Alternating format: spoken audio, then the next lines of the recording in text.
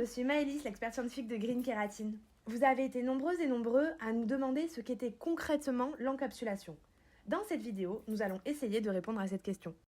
Par définition, l'encapsulation est le fait de piéger certains principes actifs dans des microsphères. Le pH, la température ou encore la friction permettent d'en libérer le contenu. Les couches profondes de l'épiderme sont constituées jusqu'à 70% d'eau. Les cellules de ces couches sont vivantes, ce sont les kératinocytes. A contrario, les cellules de la couche cornée, les cornéocytes, sont morts et constituent une barrière pour l'épiderme.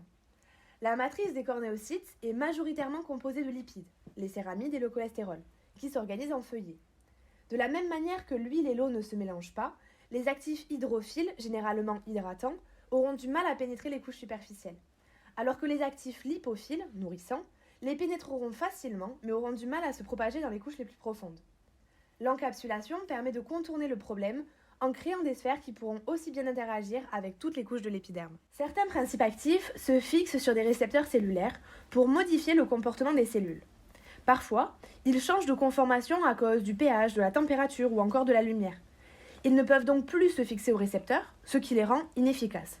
L'encapsulation permet de les séparer de l'environnement extérieur jusqu'à ce qu'ils soient protégés dans une couche plus profonde de l'épiderme. L'encapsulation permet aussi de contrôler la vitesse avec laquelle les principes actifs seront distribués à la peau. Ainsi, elle pourra bénéficier d'une hydratation plus longue ou encore être exposée à de moins grandes concentrations momentanées de principes actifs irritants, ce qui limite les effets secondaires de leur application.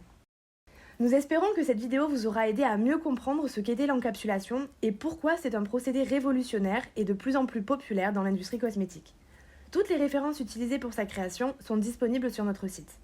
Si vous avez des questions, n'hésitez pas à les poser en commentaire, nous y répondrons avec joie.